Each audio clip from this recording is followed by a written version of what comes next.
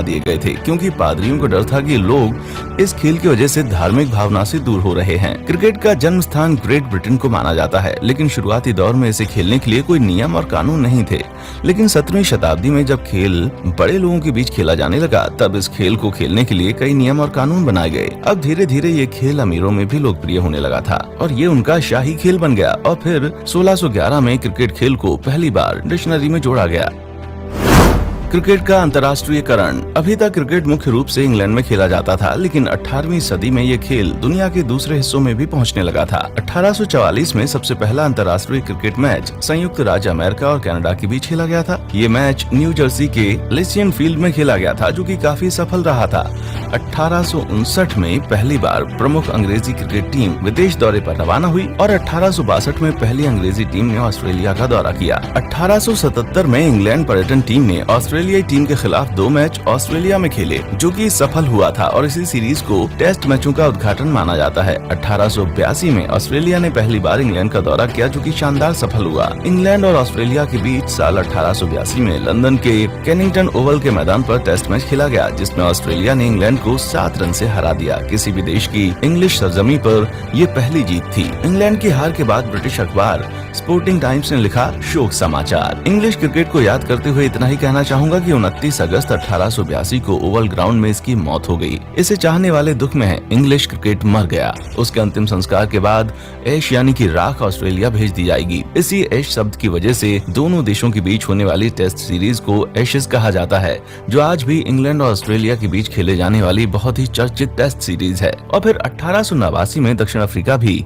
Test cricket खेलने वाला राष्ट्र बन गया। क्रिकेट की शुरुआत वहीं हुई है जहां पर ब्रिटिश हुकूमत कायम हुई है। वेस्ट इंडीज में इस खेल की शुरुआत कॉलोनिस्ट द्वारा की गई। वहीं भारत में ईस्ट इंडिया कंपनी के नाविकों द्वारा शुरू किया गया था, जो अपने मनोरंजन के लिए खेलते थे। क्रिकेट में वक्त के साथ बदलाव।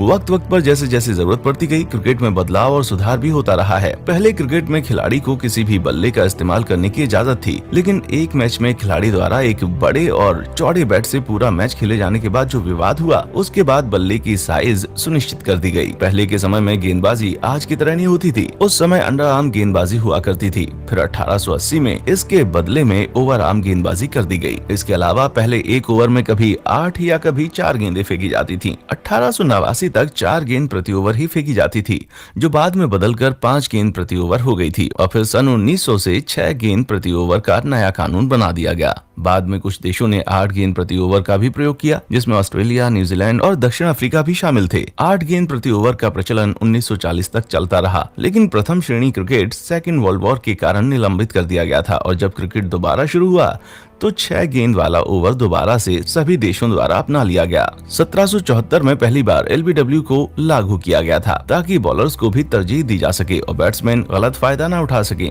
हालांकि इसे 1980 में फिर से नए तरीके से लागू किया गया और पहली बार एम्पायर्स को फैसला लेने के लिए चुना गया। क्रिकेट में हुई कुछ अहम घटनाएं।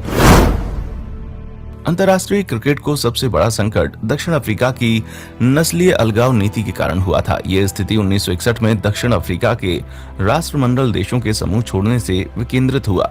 इसी कारण उसे क्रिकेट बोर्ड को नियमों के तहत अंतर्राष्ट्रीय क्रिकेट सम्मेलन यानी आईसीसी से अलग होना पड़ा। 1968 में क्रिकेट का रंगभेद का विरोध और तेज हो गया जब दक्षिण अफ्रीकी अधिकारियों ने इंग्लैंड के दौरे को रद्द कर दिया, क्योंकि तुलसी डी ओलिवेरा नामक नस्लीय खिलाड़ी को इंग्लैंड टीम ने शामिल कर लिया था। 1970 में आईसीसी के सदस्यों ने दक्षिण अफ्रीका को हमेशा के लिए अंतर्राष्ट्रीय क्रिकेट प्रतियोगिता से निलंबित करने के लिए मतदान किया। लेकिन मुश्किल ये थी कि उस समय दक्षिण अफ्रीका विश्व में सबसे ताकतवर टीम थी। दक्षिण अफ्रीका के क्रिकेट बोर्ड ने ज्यादा धन देकर अंतर्राष्ट्रीय खिलाड़ियों को एक अलग टीम बनाकर अपने देश का दौरा करने के लिए प्रेरित किया, ताकि अपने सर्वश्रेष्ठ खिलाड़ियों के प्रतियोगिता की इच्छा को पूरा कर सके। आईसीसी ने उन खिलाड़ियों को विद्रोही खिलाड़ियों की काली सूची में डाल दिया जो दक्षिण अफ्रीका दौरे के लिए सहमत हुए थे और आधिकारिक तौर पर अंतर्राष्ट्रीय क्रिकेट से प्रतिबंधित कर दिया। लेकिन 1970 तक खिलाड़ियों को दी जाने वाली वेतन बहुत ही कम हुआ करती थी। कई खिलाड़ियों ने दक्षिण अफ्रीका दौरे के प्रस्ताव सिर्फ पैसों के लिए स्वीकार किए।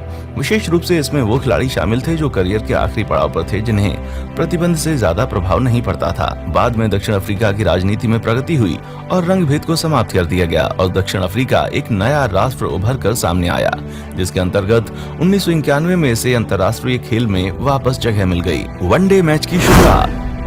1960 के दशक में अंग्रेजी काउंटी टीमों ने क्रिकेट के अलग अलग रूपों की शुरुआत की, जिसमें प्रत्येक खेल में एक एक ही पारी होगी तथा प्रत्येक पारी में ओवरों की अधिकतम संख्या निश्चित कर दी गई। यहाँ से धीरे धीरे सीमित ओवर्स के क्रिकेट की लोकप्रियता में वृद्धि हुई। सीमित ओवर्स के क्रिकेट में दर्शकों को एक ही दिन के अंदर खेल का परिणाम मिल जाने लगा, जिस वजह से छोटे बुजुर्ग या व्यस्त लोगों की भी क्रिकेट के प्रति चाह बढ़ने लगी और व्यवसायिक दृष्टि यानी कि बिजनेस के लिहाज से भी ये काफी सफल हुआ। विश्व का पहला सीमित ओवर का अंतर्राष्ट्रीय मैच मेलबर्न क्रिकेट मैदान पर हुआ। ये 1971 में खेले जा रहे तीसरे टेस्ट मैच के 3 दिन भारी बारिश की वजह से असफल होने के बाद दोनों टीमों की सहमति से एक दिवसीय यानी वनडे मैच खेला गया। ये मैच केवल प्रयोग के रूप में खेला गया था, लेकिन ये बेहद लोकप्रिय साबित हुआ। धीरे धीरे सीमित अंतर्राष्ट्रीय ओवर का खेल लोगों के बीच काफी लोकप्रिय हो गया, विशेष रूप से उन व्यस्त लोगों के लिए जो एक ही दिन में पूरा मैच देखना चाहते थे। जिसके बाद अंतर्राष्ट्रीय क्रिकेट परिषद ने इस सीमित ओवर के खेलों की लोकप्रियता को देखते हुए और इसके विकास के लिए 1975 में इंग्लैंड में क्रिकेट वर्ल्ड कप का आयोजन किया, जिसमें टेस्ट खेलने वाले सभी देशों ने भाग लिया था और वेस्टइंडीज ने ऑस्ट्रेलिया को हराकर ये खिताब अपने नाम कर लिया था। तो दोस्तों आज के लिए बस इतना ही। अभी दीजिए इजाजत। हमारे चैनल को लाइक, शेयर और सब्सक्राइब जरूर करें। देखने के लिए शुक्रिया।